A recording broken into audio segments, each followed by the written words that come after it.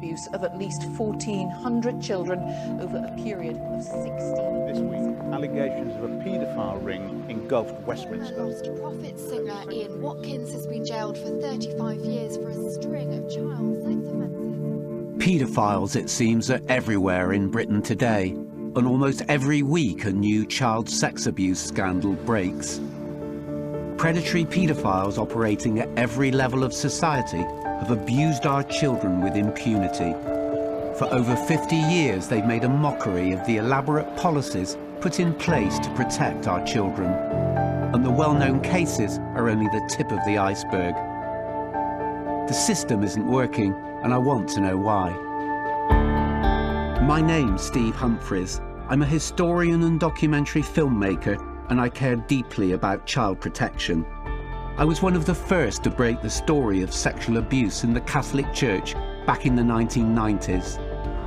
To find out how we can effectively protect our children today, I'll be exploring the secret underworld of paedophiles. Tell us where he is!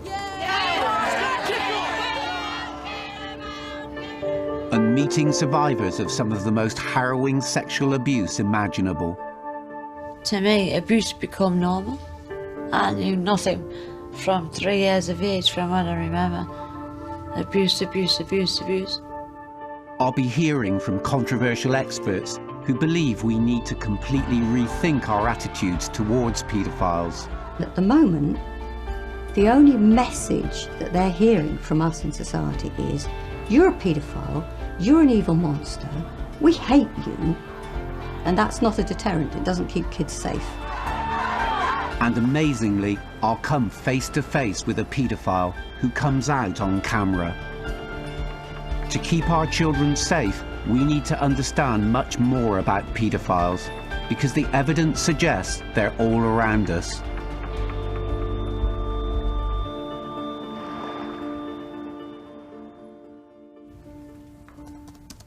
If anyone knows the true scale of paedophilia in Britain today, then it's Jonathan Taylor.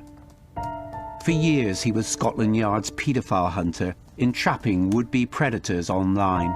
The problem is just getting bigger and bigger and bigger. We identified it 10 years ago. It was at epidemic scale. And yet still today, we're talking about, well, what should we do about it? That's wrong. Jonathan wanted to show me how many men are out there looking to groom our children. As bait, he logged into a popular chat room, pretending to be a 13-year-old girl. And I've put here a female named Becky, 13, indicating an age, and UK meaning where I'm from. It was just an ordinary Thursday afternoon, but after a few seconds, the fictitious 13-year-old Becky began to get messages from men online. So this one here asking what I look like. This one happy to give his name. We'd only been online for a couple of minutes when the messages began to turn much darker. I like young women has gone, he fingered you yet. So now we're getting to the inappropriate sexual chat. Right, he's now told me a site where we upload pics, www. Now I know that it's a Russian site that contains indecent images of children. Just 7 minutes in, and we got the first message suggesting a meeting. This one here, Midlands, shame I'm looking to meet up tonight. Bear in mind, he now knows me as a Becky, a 13-year-old girl. And still they poured in. I was appalled to think that each one was sent by a potential child sexual abuser. It looked like the problem was out of control, and Jonathan agreed. We're a long way from dealing with it properly. Long way. In my opinion, we haven't even got in the boat to go and see the tip of the iceberg. That's what sort of epidemic this is. Recent estimates of the number of paedophiles in Britain range widely between around 50,000 and a staggering 250,000. To understand the human cost of child sexual abuse, I wanted to meet someone who'd actually experienced it. I've come to meet Sarah Forsyth, who has a harrowing story to tell. Hi, Sarah. Sarah was born in Gateshead in 1976, but by her late teens had become a drug-addicted prostitute, working the windows in Amsterdam's red light district. Her abuse began when she was just 3 years old. looking back over the photos of me being a child, you get the impression of your childhood memories. You're happy, you should be smiling, laughing. All my photos, I look quite sad, to be honest. But as a child, he was my father. So you tend to listen, don't you? He was my father. Did you tell anybody about what he was doing to you? He said it's our secret. This is our little thing, you know, so, like, he tried to make me feel as if I was special to him. What he used to do was, he'd shout me in the bedroom and he'd, like, be, like, touching himself. And, like, I felt uncomfortable, so I used to, like, go to the bedroom and the bathroom, but he used to, still touch himself, Jesus, in the bedroom, bathroom, and then when he ejaculated, he used to like grip us and like keep us there and say, watch, and like he used to squirt all over us, and that as a child, and then.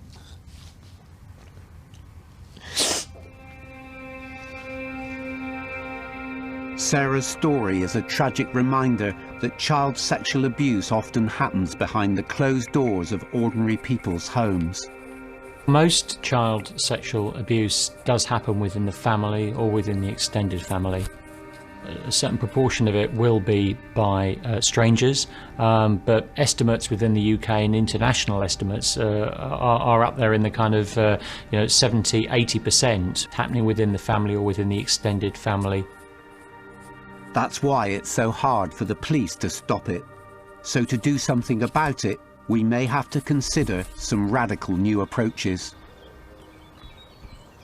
Dr. Sarah Good used to be a senior university lecturer and researcher specialising in paedophilia. She believes she lost her job because her ideas were so controversial. She now runs a small holding in the West Country. I've come to meet Dr. Good to find out more about her research. Hi Sarah, I'm Steve. Nice to meet you. Thank you. Hi. I began by asking her how widespread she thinks the problem is today. The statistics on child sexual abuse are 1 in 6 children will be sexually abused before the age of 16. That breaks down into 1 in 4 girls and roughly 1 in 8 boys. When you think about statistics like that, what we're talking about really is an epidemic. Dr. Good was convinced that the best way to keep children safe was to understand paedophiles. So she tried to contact them directly and logged on to online forums where paedophiles congregate.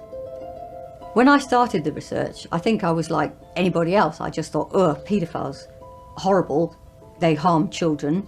How can we solve this problem? So I put out questionnaires and I got a whole community sample of men to answer it. So this was the first time really that research has been done on paedophiles who are not offenders, they're not in prison and they're not in treatment, they're not known to anybody. And one of the things that I found really baffling was that within the paedophile community there is this group of men, we don't know how many, we don't know what proportion they are, but men who are committed to living a law-abiding lifestyle, and that they are very clear that they will not harm children. And that's a new thing, we didn't know that before, that's a completely hidden population.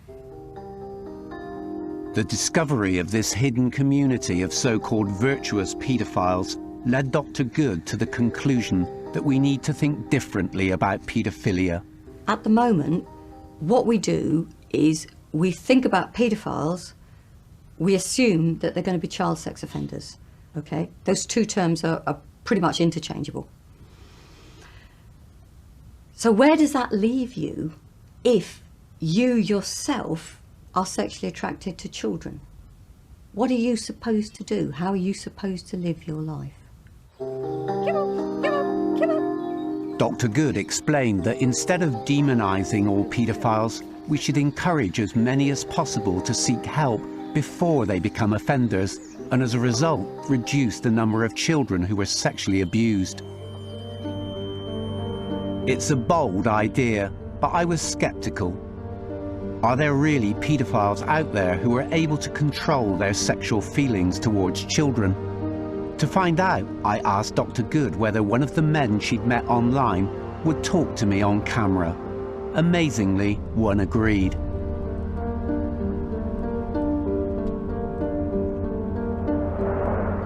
So I'm on my way to see a self-confessed paedophile called Eddie, who claims he's never acted on his attraction to children.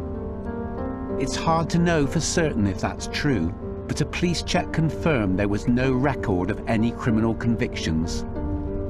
Most of us would never dream of talking to a paedophile, but if it can help keep our children safe, I think it's worth doing. Eddie had a fairly normal childhood. He was popular at school, good at sport, and even became captain of the school rugby team. It all seemed very ordinary, so would meeting him reveal anything else? Hi, Steve. Hi, Eddie. How you doing? Good to meet you. Come on in. Thank you. Tell me how you came to recognise that you were a paedophile. When I basically in my mid-20s, I'm now 39, and in my mid-20s it was a difficult time, because that was when I first realised, well, I wouldn't say first realised, but came to the conclusion that it was fair to say that I am a paedophile. It's not, the thing is, it's not the only thing I am, but it plays a large part in the makeup of who I am as a person. I'd much prefer not to have these feelings and these attractions, but I have them, and that's difficult. Tell me about that. I have an age of attraction that starts, depending on the individual, as low as 5, roughly, 4 or 5, 6. A lot of people automatically assume that because I think or feel that way, that I'm potentially going to abuse a child, which in my mind is never been something that I don't feel I'm capable of that kind of thing. I certainly don't want to do that kind of thing. For me, it's perhaps not so difficult, because I'm not exclusively attracted to children, because I do find myself attracted to women of all ages. While it was uncomfortable to hear Eddie talk so openly about his sexual attraction to young girls, I was surprised to find out that he's also attracted to women. In fact, this sort of non-exclusive sexual attraction is typical of many paedophiles. That's why so many are married with children who pass unnoticed in our communities. The truth is, they just seem like ordinary men. But given our very understandable fear of paedophiles and the current hatred towards them, I wondered why Eddie had decided to take the extraordinary step of coming out on camera. People will probably say, why isn't this guy locked up? Oh, we should kill this guy. We should go and give him a good shoe-in. Well, I honest to God, I will not run away from you. And if that's what you want to do to me, then you come and do it.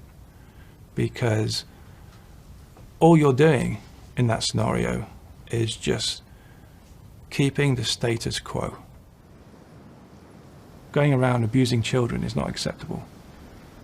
Viewing images of child pornography is not acceptable. But people are just waiting for you to offend before they help you.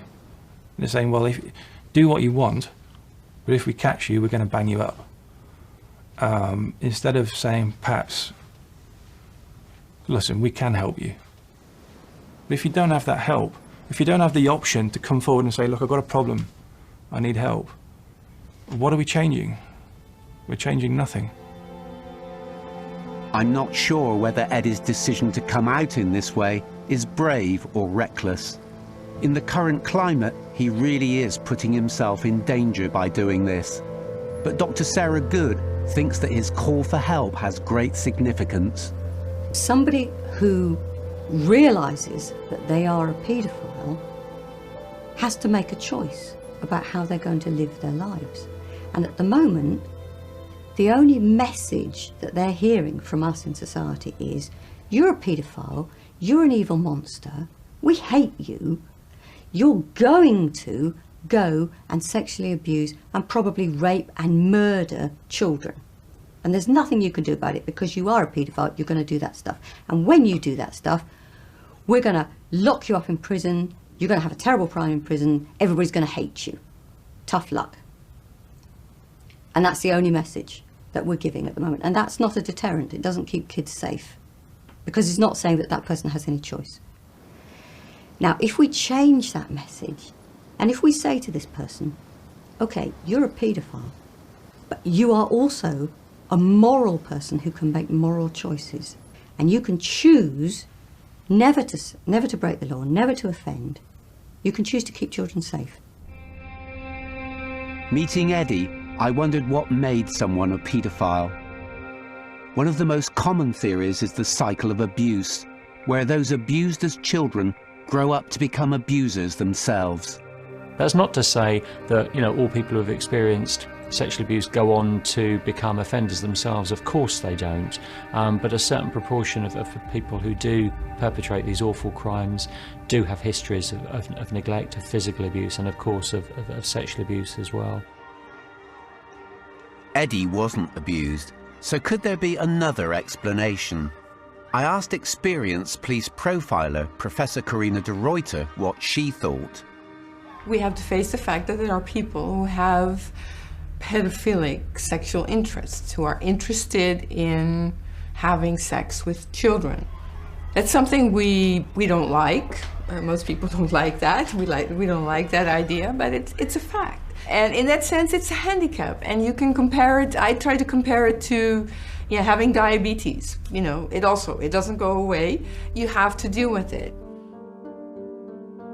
It was an intriguing thought. If paedophilia is like a disease, is it something that paedophiles are born with, or is it a condition that develops later in life? I've come to Canada to meet someone whose extraordinary pioneering work aims to provide new scientific insight into paedophilia. At this research centre in Toronto, Dr. James Cantor has been scanning the brains of paedophiles, looking for clues that might explain the cause of paedophilia. My greatest hopes really are that the kind of work that my team and I do is really for prevention. If we can figure out where the chain of events is that starts pedophilia itself, then we can make the entire world safer. Dr. Cantor believes there is a difference in the wiring of paedophiles' brains, which jumbles up some instinctive responses, and the process is likely to start in the womb. When we find somebody sexually attractive, completely unconsciously, we start to flirt, we give little furtive looks, a man's voice will drop and he'll broaden his stance, a woman will raise her voice, she'll start to touch her hair or accentuate her breasts. When we see a child, our voices go up, we become very parental. It's a completely natural instinct in humans.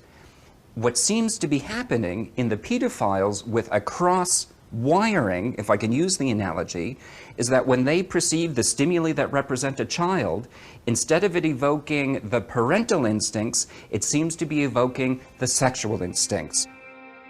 Dr. Sarah Good agrees that the key to understanding paedophilia lies deep within the brain, but her controversial theory is that paedophilia is one extreme of a spectrum of normal male sexuality. And at this end of the line, we've got what we think of as the true paedophile, sexually attracted to children and has absolutely no sexual interest in adults. And at the other end of the line, we've got those men who are sexually interested in adults and have absolutely no sexual interest in children. But in the middle of that scale, we've got a huge number of men who can be sexually aroused by children. And that kind of helps to explain why, when we're talking about child sexual abuse, we're talking about such extremely large numbers. This new scientific research suggests that paedophilia is a neurological condition and sexual orientation some people are born with. As a historian, I know that paedophiles have always been amongst us, even going back to ancient Greece. And the truth is, in Britain, we've never really dealt with it. Despite the high morals proclaimed by the Victorians, we know there was significant child sex abuse in Britain from the late 19th up to the mid-20th century. It was kept secret because this was an era when children were largely seen and not heard. The NSPCC started campaigning on this issue over 100 years ago. At that time, incest, as it was known, child sexual abuse, tended to be seen as a problem of moral degeneracy, largely speaking, as a problem within lower class, working class or poorer families. Any notion that sexual abuse was being perpetrated in middle or upper class families, in boarding schools or anything like that really wasn't recognised. Although of course we know now it was indeed going on. There's nothing new about paedophilia, but I believe the particular problems we face today have their roots in the 1960s and 70s. In amongst all the good things brought by the sexual revolution, a dangerous new group emerged. They called themselves the Pedophile Information Exchange, or PI for short, and wanted sex with children to be legalised. They'd even have the gall to argue their case on Newsnight. A child is able to recognise a pleasurable experience. He is able to recognise a pleasing emotional experience. He is able to express consent and to recognise that this is something he wishes to continue. And a responsible, caring paedophile it always refers to the wishes of the child. PI enabled paedophiles to get organised. And it wasn't just information they exchanged. These men were paedophiles seeking other paedophiles. PI published a magazine, Magpie, and later its members published another magazine called Minor Problems. Both of these magazines served as contact points for paedophiles.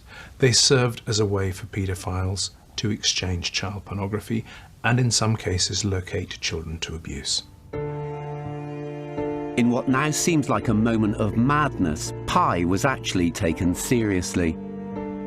They submitted evidence to a Home Office inquiry regarding the age of consent laws and were linked to the National Council for Civil Liberties at a time when Harriet Harman and Patricia Hewitt were senior members.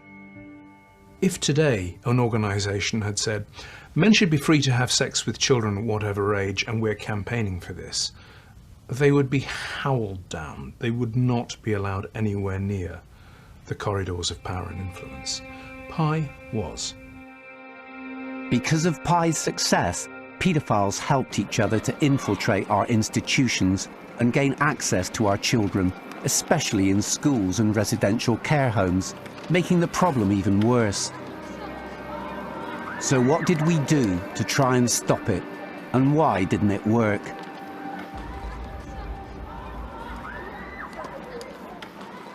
For many children, child sexual abuse is like a bomb going off deep underground. You can't see anything necessarily on the surface, but there's been this huge psychic damage and the repercussions last for years. In 1988, it was discovered that Sarah Forsyth was being abused by her father, so she was removed from her family home and taken into care. She should have been safe there, but the care home she was sent to had been infiltrated by paedophiles. They were able to do what they wanted, and that's what they did. Basically, did what they wanted. As a child, after everything I went through, I wanted safety.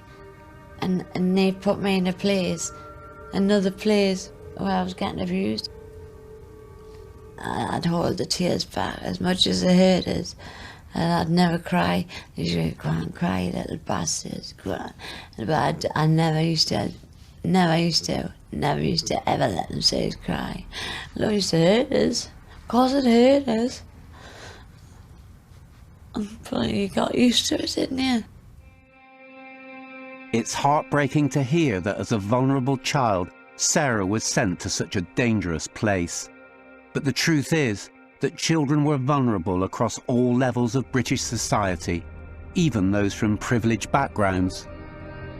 I'm on my way to meet a man who was abused as a child back in the 1970s, a survivor of a paedophile ring that operated at Caldecott School in Buckinghamshire. Ian McFadden was enrolled at Caldecott School in 1975. Hi Ian, I'm Steve. Hi Steve, nice to meet you. Come on in, please. It took him over 30 years to talk about what happened there. I was very proud to attend Caldecott. I wore my school uniform with pride, even though what was going on behind closed doors was horrific. George Hill was the deputy headmaster, a charismatic figure who was well liked by Ian's parents. He was this person who was a very gentle character, almost grandfatherly type of figure. He's somebody who you warmed to and you trusted. The doors were always kind of open between the bathroom and his study. And one day he came in and explained that I had to clean underneath the head of my penis. And he soaped up and he cleaned me. And so the dance began. Mr. Hill arranged to bath Ian once a week, and his contact with him gradually became more sexual. There was nurturing, there was conversation, there was tenderness initially, and it's something that I wanted and was involved in. So, as an abuser, I had potentially been beautifully groomed and felt wholly complicit in this. It progressed to the level where Mr. Hill sodomized me.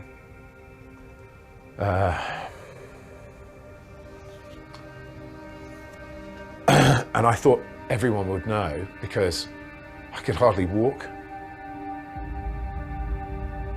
And this occurred over several years. I had gone to Caldecott, this happy little boy who people wanted to be around and liked and was honourable and was, you know, somebody of worth.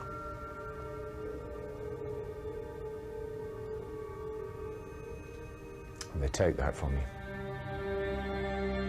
I'm learning a painful truth that trusted adults like Mr. Hill are, next to family members, the most likely to groom and sexually abuse our children. I've seen the damage done by paedophiles in the 70s and 80s. So what did we do to try to stop them? The first major initiative to help children who were being sexually abused was Childline, launched by Esther Ranson in 1986. It broke new ground in child protection, empowering children to report sexual abuse to trained counsellors 24 hours a day. On its very first night in operation, a staggering 55,000 attempted calls were made to the switchboard. I've got great admiration for what Childline does to offer a lifeline to vulnerable children. It clearly makes a big difference, but we can't just rely on our children to report sexual abuse because it's so difficult for them to reveal the truth. Very often offenders will try to ensure that the child doesn't tell, not only by threats, but often with a process of rewarding the child as well. For the child to make sense of that confusion is incredibly difficult, and that leads to the child very often making the decision not to say anything. In the 80s, in response to growing public concerns, it was shown that taking a more proactive approach can work. The Paedophile Information Exchange had always attracted protests, and in 1984, it was finally shut down after many of their senior figures were arrested. More paedophiles were jailed in the years that followed, as the police and social services took more concerted action on the increasing number of reports of child sexual abuse. After her release from care, Sarah Forsyth testified in court against her abusive father. He was sentenced to 8 years imprisonment. Basically, all 12 members of the jury had found him guilty. And that was on my 29th of January, on my 16th birthday. Best birthday present I could ever wish for, because I knew I was safe. He was gone out of my life. In some prisons, treatment programs were offered to the highest risk sex offenders. But these courses were voluntary, and many refused to take part. It was a mistake, because they'd soon be back on our streets. Meanwhile, the victims were living with the traumatic consequences of their sexual abuse. Before he'd even reached his teenage years, Ian McFadden had been abused by a number of teachers at his boarding school, and he began to go off the rails. First time I took heroin, I was 12, you know. First time I had my stomach pumped for alcohol poisoning, I couldn't have been any older than 13. 13, 14, I was jumping on trains from Reading into London. I was offering myself to men and groups of men. And I was engaging in really risk-taking sexual behavior. I had no regard for anybody else. I had no regard for myself. I didn't care whether I lived or died. By the 1990s, there was another growing threat to our children: child pornography. At Scotland Yard, Jonathan Taylor spent 10 years in a team combating this new problem.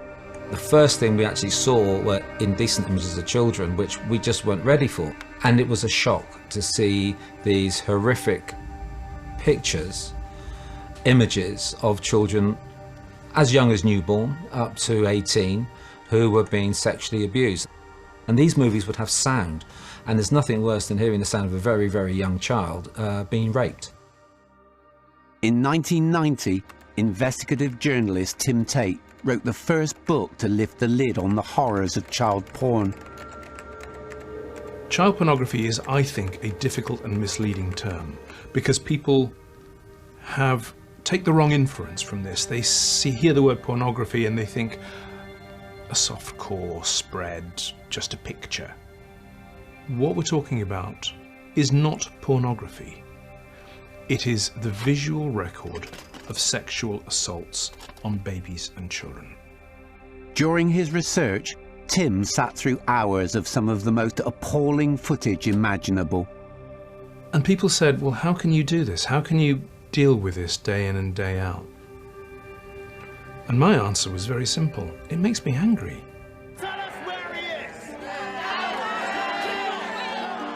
Across Britain, parents and local residents were angry too, when attempts were made to rehabilitate convicted sex offenders into the community. The people of Yeovil were horrified when it was rumoured that recently released child killer Sidney Cook had ended up in their town, and who can blame them? We want him to go because he can pinch people and kill people. These protests highlighted the growing problem that we didn't know what to do with sex offenders who'd served their sentences. And understandably, nobody wanted them living near their children. These fears would come to a head with the rape and murder of 8-year-old Sarah Payne in 2000 by known sex offender Roy Whiting. A subsequent campaign by the News of the World to print the names and addresses of convicted paedophiles led to mass protests. Incredibly, 20 were said to live on this estate in Portsmouth alone.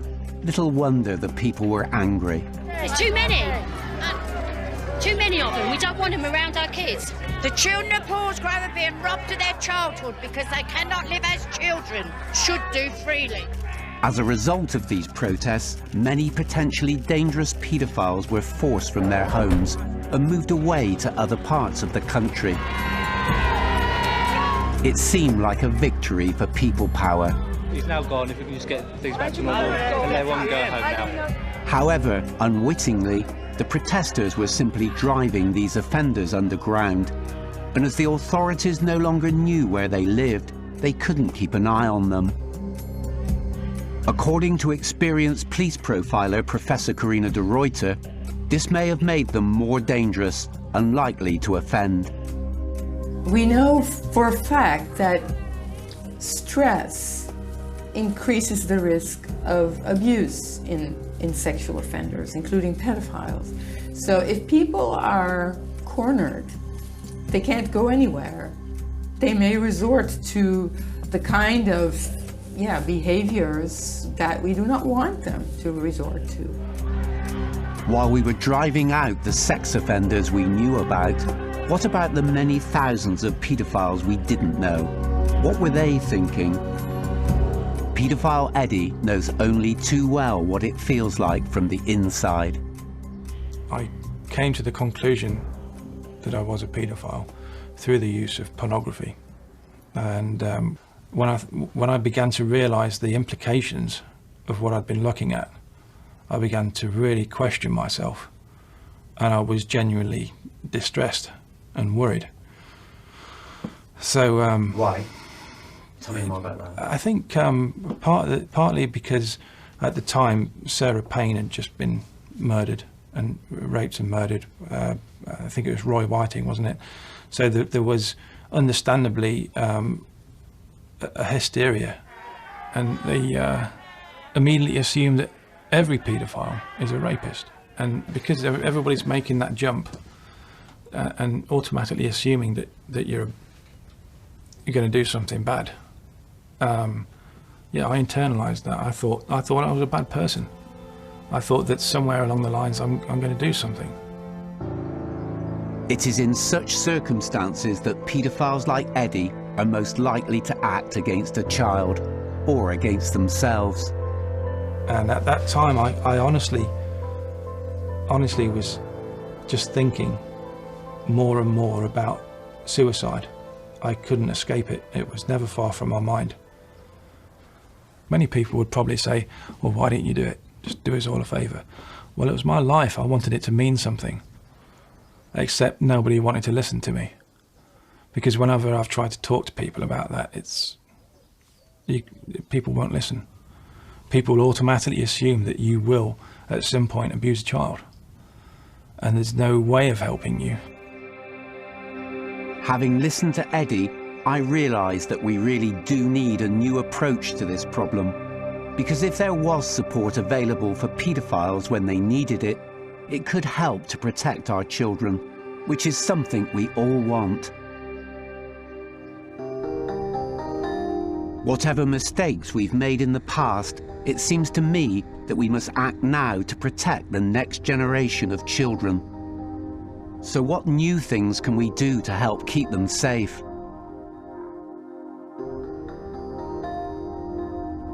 On my journey, I've learnt how damaging and widespread paedophilia is in Britain today. If we're going to tackle it, we need to try a range of new strategies. Scotland Yard's ex-paedophile hunter believes we should start with online safety at home. Really, we should be doing far more about letting parents know that whatever happens, wherever their child goes on the internet, whatever device they use, however they're connected, be there with them. Spend that time with your child to understand their world. Their real world now is an online world. While parents can take the initiative with education, survivors can also play their part. Today, Sarah Forsyth is training to be a social worker so that she can use her experience of abuse to identify children at risk. My ultimate job is to protect a child. I wasn't protected, so I'm going to make damn sure I'll protect a child when I do my job, and I'm a qualified social worker, and I know I'll do that. And I know I'll do that. But we also need to consider some more radical approaches to sex offenders themselves. One new idea is called Circles. It's a community scheme where volunteers monitor the behaviour of released paedophiles, offering them support to prevent them reoffending. It claims a 70% success rate. We have to talk to paedophiles. We have to listen to paedophiles, however unpleasant what they may have to say is. We have to listen and we have to understand. At the moment, we only engage with paedophiles after they've become offenders. But if talking works, wouldn't it be better to do it before paedophiles act on their desires? Because that would mean fewer victims. Schon früh habe ich gemerkt, dass ich anders ticke. War schon klar, wie man über solche wie mich denkt. Krank. Encouraging paedophiles to come out and seek help is already being done in Germany. Durch die Therapie habe ich gelernt, niemand ist schuld an seiner sexuellen Neigung. Aber jeder verantwortlich für sein Verhalten. Ich will kein Täter werden. These are adverts for a groundbreaking prevention scheme called Dunkelfeld, which offers paedophiles residential courses of counselling and treatment. It sounds radical, but it's so successful, even the NSPCC believe it's a positive development. It's important to recognise that people, whether they're paedophiles or people with a sexual interest in children, that's a real problem for them. And what we're interested in at the NSPCC is that they receive help and advice and assistance so as they don't act on those feelings, so they don't act on those desires, and they therefore don't sexually harm, they don't sexually abuse children. Survivor Ian McFadden agrees.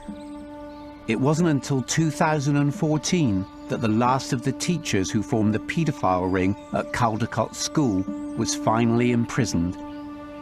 Deputy Headmaster George Hill, who'd abused Ian in the 1970s, committed suicide before he could be brought to justice.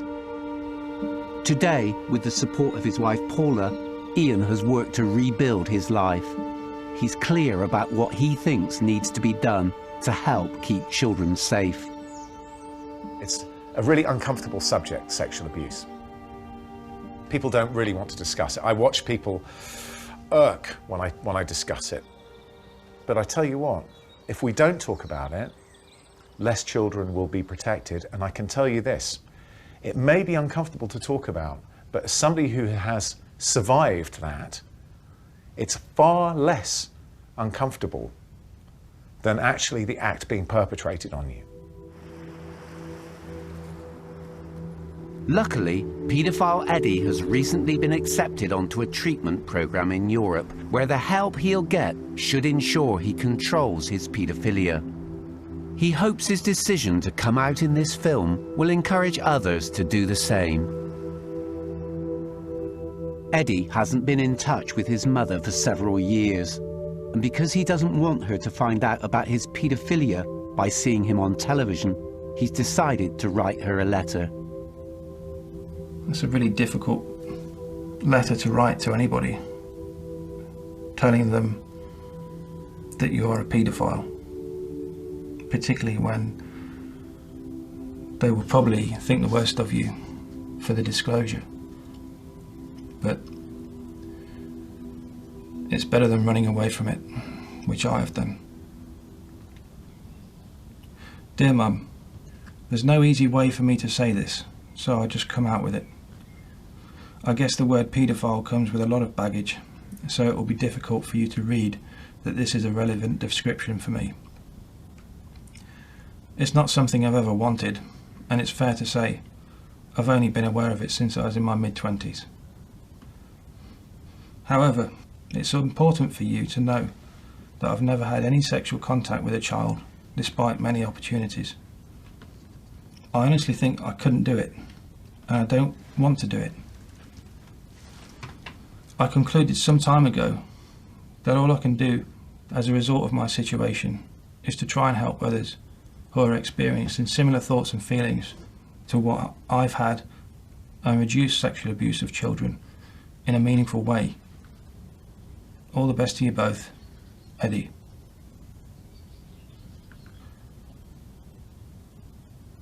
I would like to think that she would be proud of me, just in a little way, for doing what I know is right. Dr. Sarah Good has been a lone voice in Britain in her attempts to change our attitude towards paedophilia, and she believes she lost her job because she tried to understand paedophiles like Eddie. But she's convinced his example can give us hope for the future. This is a key moment, really, in child protection, when we're thinking about new approaches, and if we can encourage and support and help paedophiles not to begin offending and to continue their non-offending lifestyle, so that no children are ever harmed by those particular paedophiles, that's fantastic. I began this journey sceptical of Dr. Good's radical ideas, but now I'm convinced that we must use every possible method of stopping child sexual abuse, and that includes talking to paedophiles before they offend. If we don't, then in another 30 years we'll be hearing from the generation of victims that was abused today. That's our children, and asking ourselves, why didn't we do more to help them at the time?